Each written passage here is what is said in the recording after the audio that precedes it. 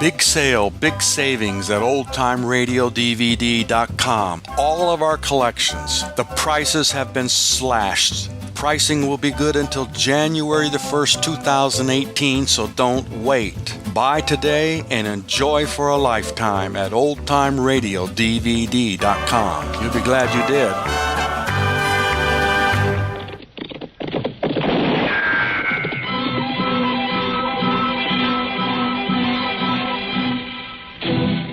Around Dodge City and into territory on west, there's just one way to handle the killers and the spoilers, and that's with a U.S. Marshal and the smell of Gunsmoke.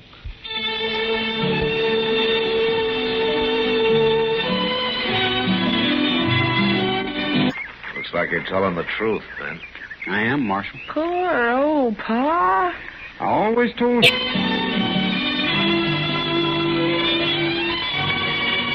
Gunsmoke, starring William Conrad. The story of the violence that moved west with young America. And the story of a man who moved with it. I'm that man. Matt Dillon, United States Marshal. The first man they look for and the last they want to meet. It's a chancy job, and it makes a man watchful. And a little lonely.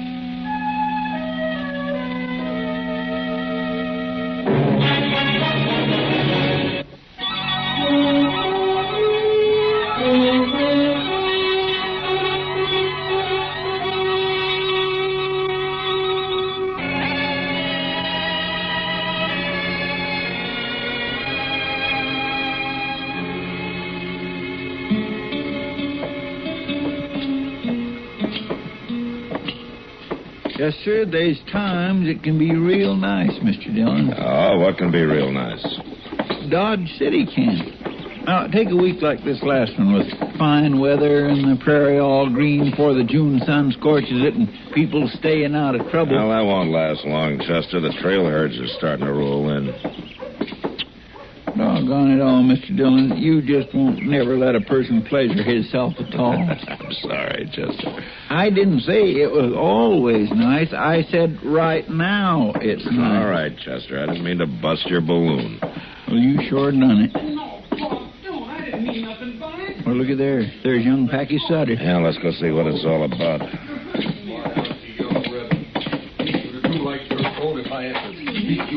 Oh, my goodness, Leif's going to twist that boy's arm right off if he ain't careful. We'll get no thanks for poking our noses into a family row. I just rode into town with him, Pa. I can't see nothing wrong in that. Maybe I'll learn you to see a little different. Pa, please! Hey, late. Mind your own What's business. the trouble? Oh, you, Marshal. That boy's getting pretty near as big as you are, Leif. If you're not careful, one of these days he's going to turn on you. You lift a hand to me just once, I'll take a horsewhip and cut him to ribbons. But all I done was to ride into town with Mr. Roll. You mean Jason Roll, Packy? Yes, sir. I met him on the trail south of the Shut creek. your mouth, boy. Now get on over to the livery stable and wait for me. And whenever I'm ready to go home, you better be sitting in that wagon seat. You hear me? Yes, sir. All right. Still wet behind the ears and back talking like you was growed up. Why are you so worked up against Jason Roll, Leif? Because he's no good, that's why. I told that boy of mine 24 times stay shy of him. He's gonna learn to do it if I have to beat him to death. But if that's what you're figuring on, you better do it outside of Dodge. You button into a man's right to teach his family discipline, Marshal? Discipline's one thing, but a grown man beating a boy with his fist is something else, and that's what you were doing when we walked He up. knowed what to expect. He's been told enough. Told what? Jason Roll's pretty well liked as far as I've ever heard. Listen, I aim to raise Packy up to be a cattleman, to take over the ranch someday, to run it with his own 2 hands. I aim to be proud of him. All right, so I ain't raising him up to be no good book-reading poet. Just enough sense to plant a bean patch and live off in a herd of scrawny sheep. And I told that boy to stop hanging around that no-good Roll. So have I, Mr. Sutter. Now, how are you, Jason?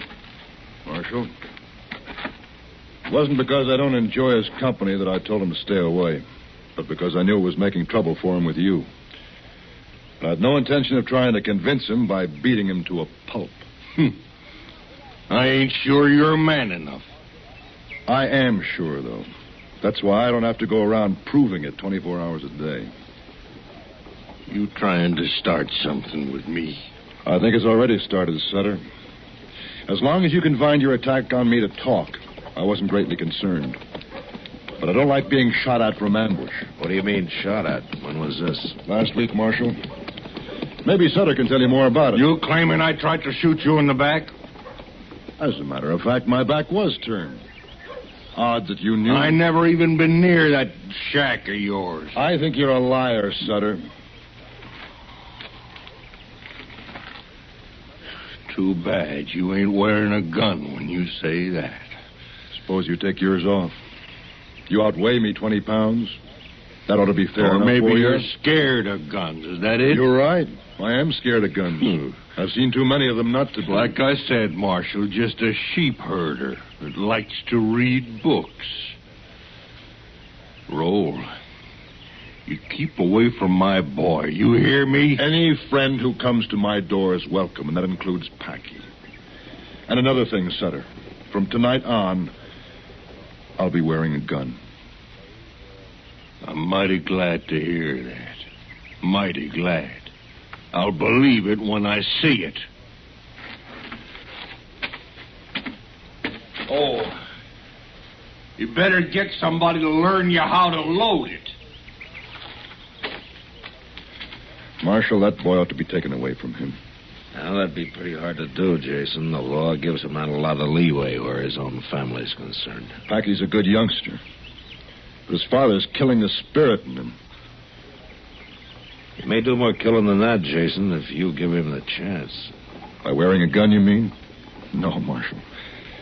I'm afraid he's worked himself up to a point now where he'll try, whether I'm armed or not. What started all this, anyway? Packy happens to like me. And I've talked to him and given him books to read. Leif's a cattleman, and I run a few sheep. Maybe that's reason enough in itself. Yeah, maybe. Mostly, though, I think it's because he's scared.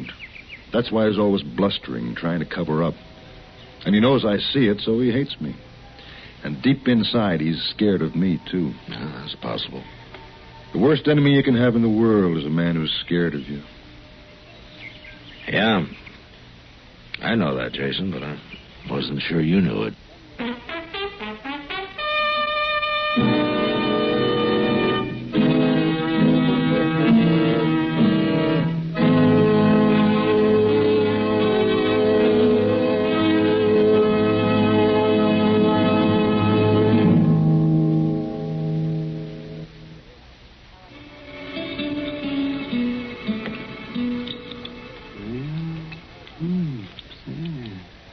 By golly, this mighty strange-looking cadaver, all right.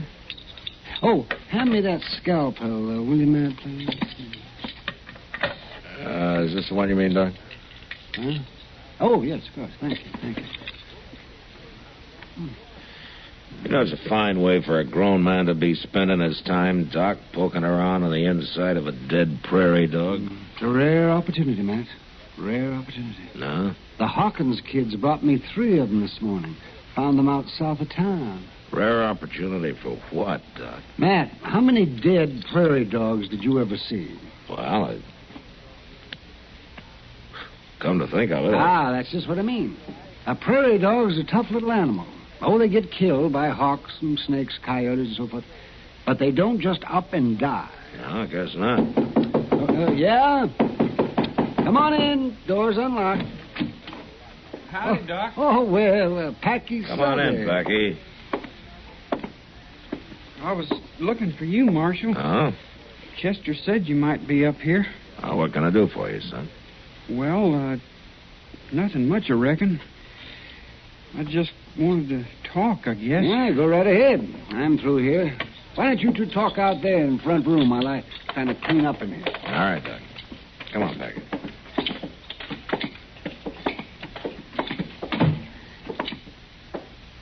You know, Marshal, Pa just wailed the daylights out of me. He was madder than a wet hen. Oh? Well, maybe there won't be much more of that, Becky. You're about grown up now. Pa keeps saying he aims to be proud of me, make a man out of me. Maybe he just wants you to be everything he missed being. Oh, Pa talks real loud, real bravo. But I don't think he is at all. Well, why does he hate Mr. Rolls so much? I don't see nothing wrong with him. I like him. So do I. He knows things. Most anything you think of, Mr. Roll knows about, and he tells you, so you know, too. Sure is a mighty big world, the way he tells about it. Yeah, I guess it is. Dodge City ain't all of it, or the prairie. It's bigger than that. And I aim to see for myself, learn all about it. Well, once you're grown up, I guess you can do about anything you want to, Packy. Growing up's kind of hard to do sometimes, Marshal. Yeah. Yeah, it's pretty hard. A lot of people never make it, Packy.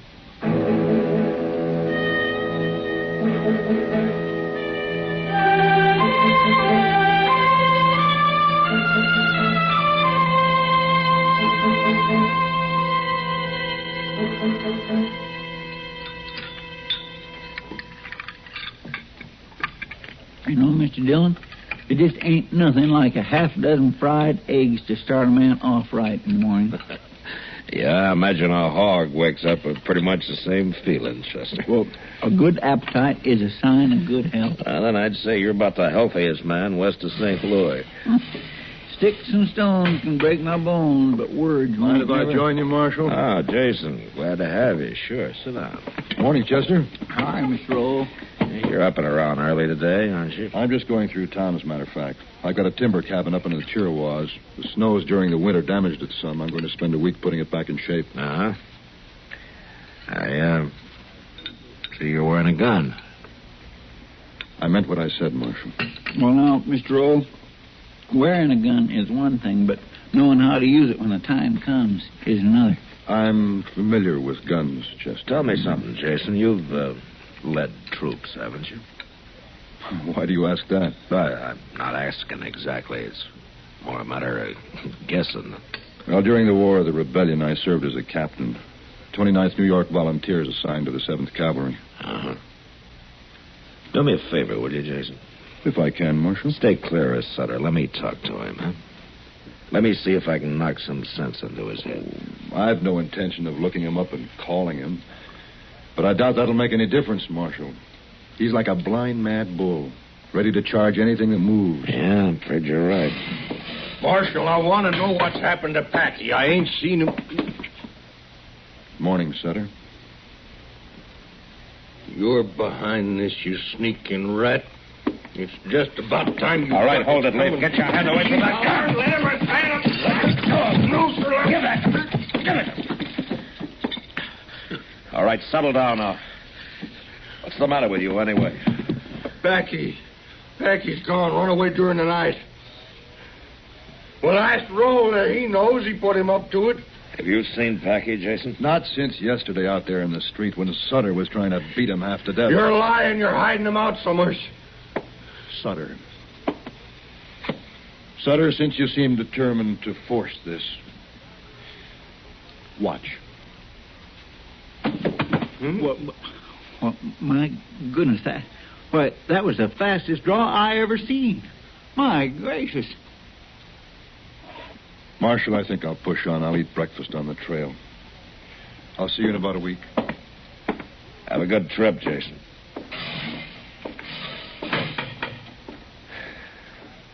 All right, Leif, there's your gun. And if you know what's good for you, you'll keep it in its holster. You might as well keep a cell ready, Marshal. I'll kill him, no matter how fast he is. I don't think I'll bother with a cell, Leif. If you do try it, what you're going to need's a grave.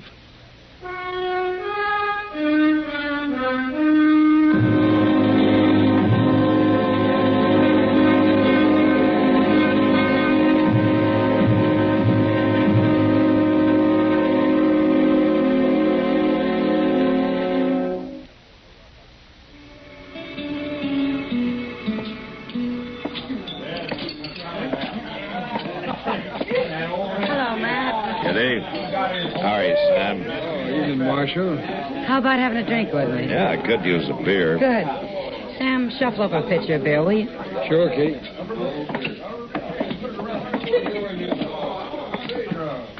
Here, sit down, Matt. Ah, thank you.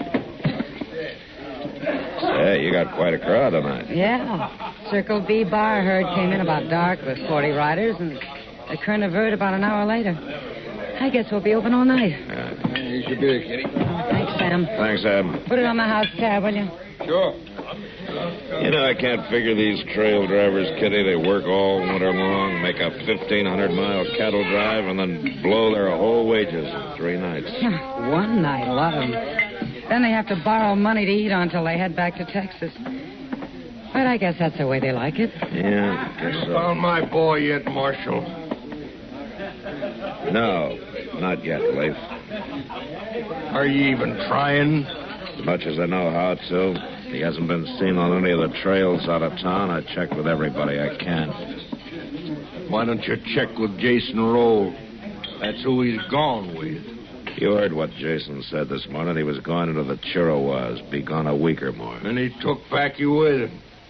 I talked to the driver of the Pueblo stage this afternoon. He saw Jason Roll at Rhyolite Pass, and he was alone. You're letting your hate twist your thinking, Leif. I wouldn't trust that Jason Roll no further, and I can see him. Well, that's up to you. But it seems to me your main concern ought to be your son, not your feud with Jason. It is. If anything happened to that boy, Marshal, you find Packy. You find him and fetch him back home. You hear me? I'll do what I can, Leif. You find him and fetch him back.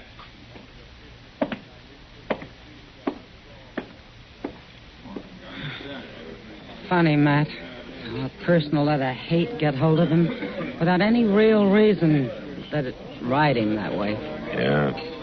And ride him right into the ground more than often. Matt, you think Jason did help Packy run away? No, I think the boy just got tired of being cuffed around, that's all. Yeah, but still, Leif worships that kid. Yeah, I suppose he does in his own way. It's like a jealousy almost. Leif wants the boy to look up to him like he does to Jason. Well, we'll never get him to do it by slapping him in the head. Well, I guess we can't solve everybody's problems, Matt. No, I gave that up a long time ago. Mr. Dillon. Huh? Oh, what is it, Chester? Looks like maybe we kindly got took in by Jason Roll. Oh, well, what do you mean? Well, it appears like he didn't go to the Chiricahua after all. I reckon he must have circled back. What? Well, a homesteader just came in from out that way and said there's a light in Jason's cabin. He's lied to us, Mr. Dillon. Well, we better go out and see him before Sutter finds out. He already has. He heard about it same time I did, and he just this minute took out of here like a big-footed bird. All right, let's go, Chester.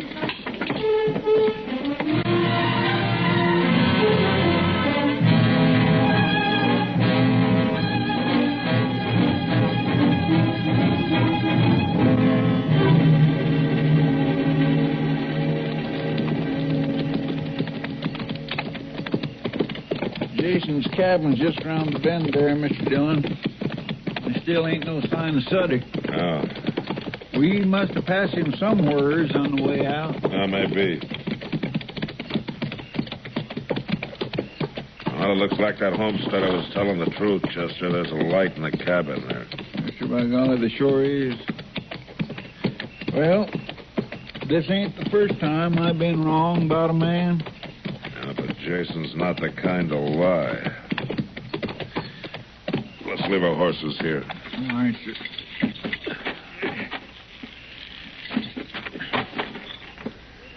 You would have had plenty of time to circle back, though, even if you was seen at Rhyolite.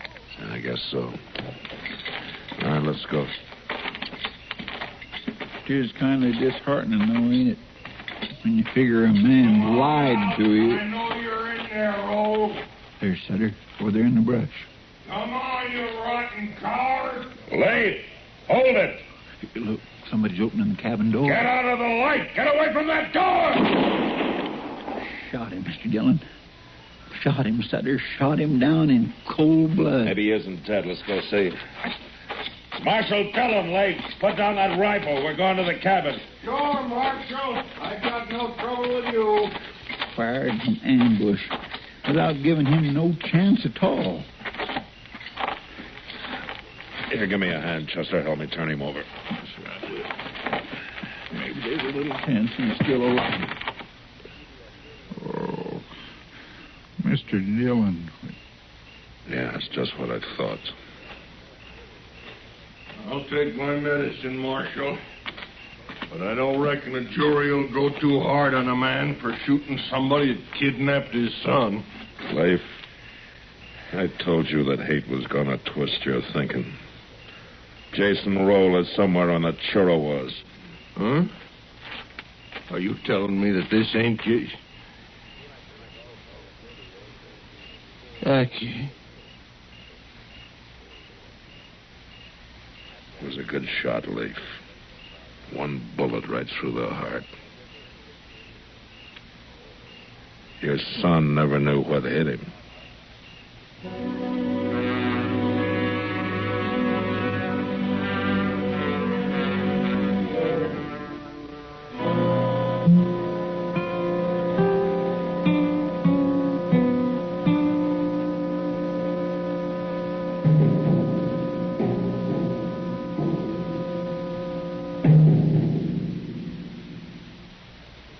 And now our star, William Conrad. You know, the frontier was a great half circle with one end anchored in the Dakotas and the other in Texas. And through this ran a score of passageways to the west. Trails like the Santa Fe, the Overland, the Bozeman, the Goodnight. Well, next week, our story centers around a band of people traveling west on one of these trails.